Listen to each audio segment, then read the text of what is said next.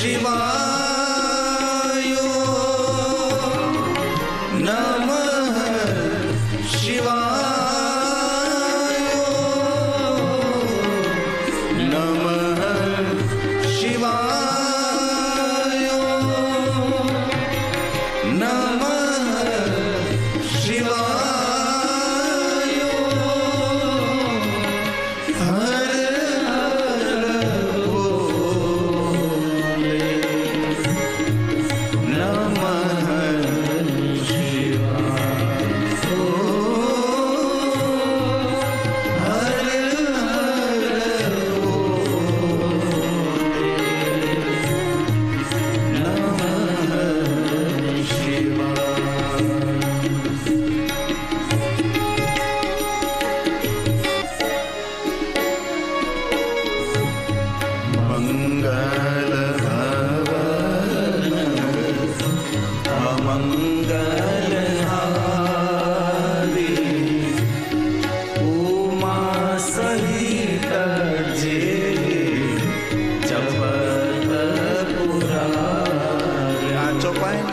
રામચરિત માનસની છે, પણ આનો મર્મ એવો છે કે સવારમાં ઉઠીને બોલવાથી મંગલમય આપણો દિવસ રહે, રાત્રે સૂતી વખતે બોલવી, ઘરથી બહાર નીકળીએ ત્યારે બોલીએ, આપણી ઓફિસ ખોલીએ, દુકાન ખોલીએ, આપણું ટુ વ્હીલ શરૂ કરીએ, ફોર વ્હીલ શરૂ કરીએ, આપણી યાત્રાનો પ્રારંભ કરીએ ત્યારે એકવાર આ ચોપાઈ બોલીને 3 વખત ભગવાન શ્રી નારાયણને યાદ કરવા.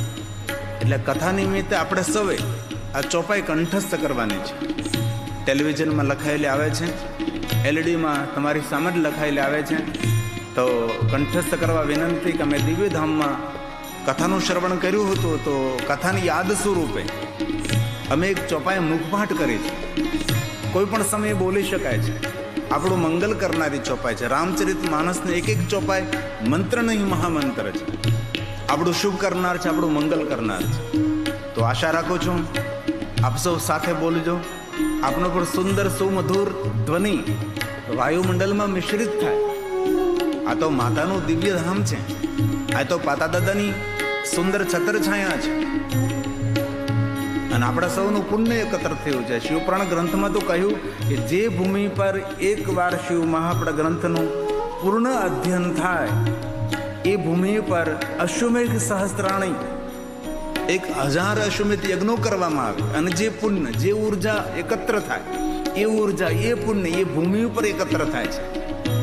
તેથી આપણે સુંદર દિવ્ય ધામમાં ભગવાન મહાદેવની કથા થઈ રહી છે. એક એક વ્યક્તિ એક વાર ભગવાનનું નામ બોલે તો કેટલા નામોના જાપ આ ધરતી પર થઈ રહ્યા છે. પ્રભુના નામથી વિભૂષિત થઈ રહેલી છે આ દિવ્ય ધામની ધરા. અહીંયા સુંદર માતાજીનું મંદિર નિર્માણ થશે. કેટલા ભક્તો આવશે, તેમની કામનાની પૂર્તિ થશે, તેમના દુઃખ દૂર થશે, તેમની મનની શાંતિ મળશે, તેમના પરિવારમાં સુખ શાંતિ મળશે. બહુ જ સમાજ માટે આવશ્યક છે. તો આશા રાખું છું આપ સૌ સાથે બોલો. આપનો સુંદર સુમધુર ધ્વનિ સ્ટેજ સુધી સંભળાય, મંચ સુધી સંભળાય એવા પ્રયાસ સાથે, ભાવથી અને સાથે.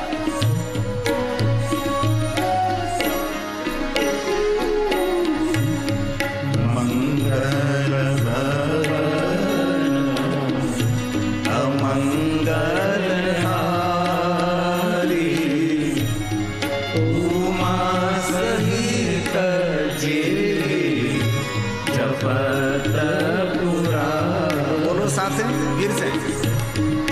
મંગલ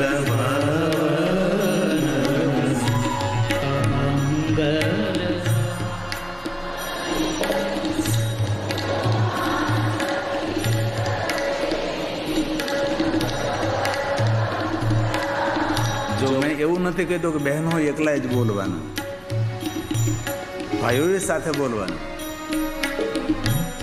કથામાં થોડું થોડું યાદ રાખવાનું આપણે, જેથી કરી અને કથાની એક સ્મૃતિ બની રહે, જીવનમાં કથાને યાદ બની રહે. તો આશા રાખું છું બધા જ ભાઈઓનો અવાજ આજ સુધી મને સંભળાશે. સાથ મેં મંગલ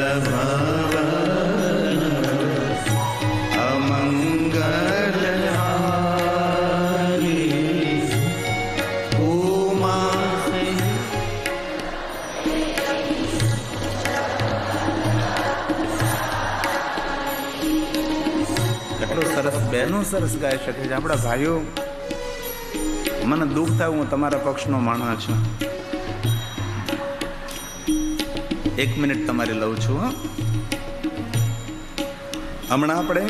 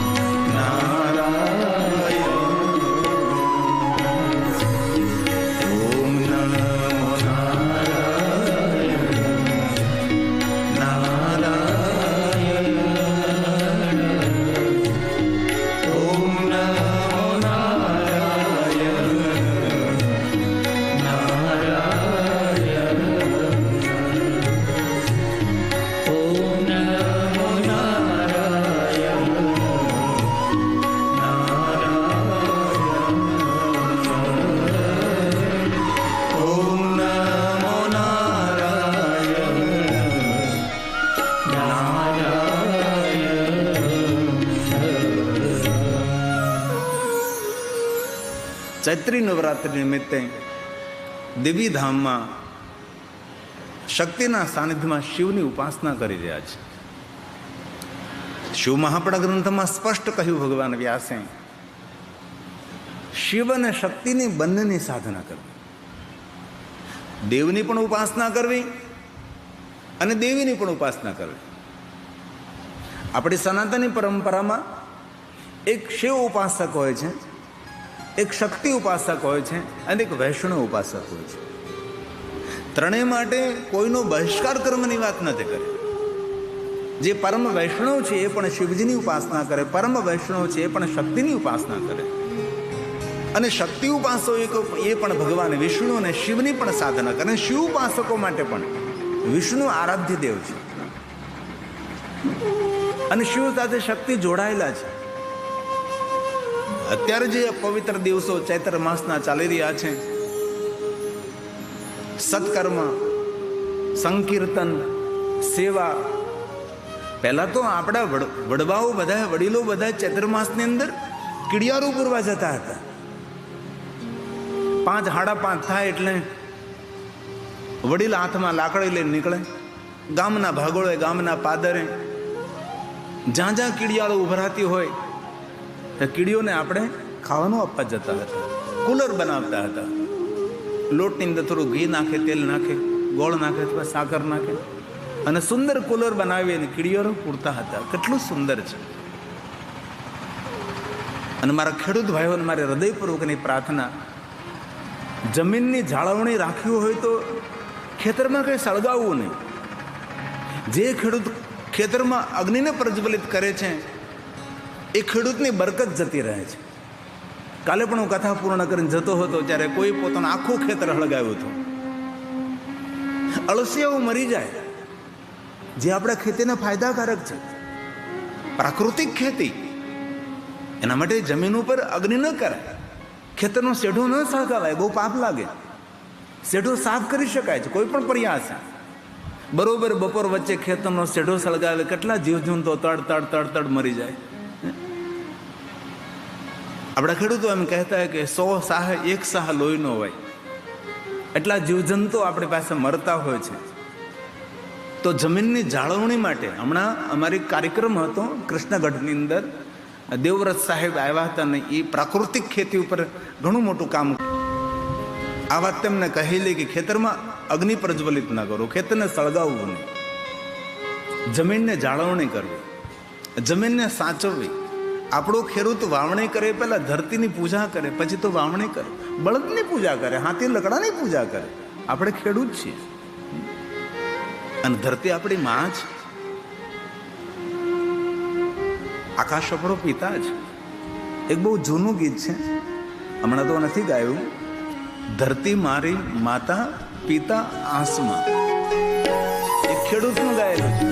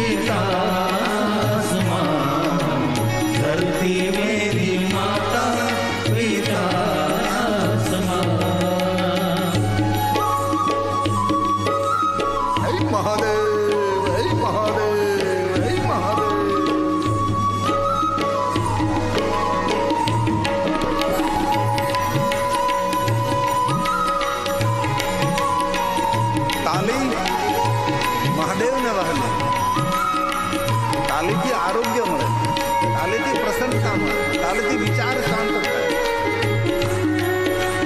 રોગ પ્રતિકારક શક્તિ વધે. તેથી તાલી, કીર્તનનો તાલ તાલી.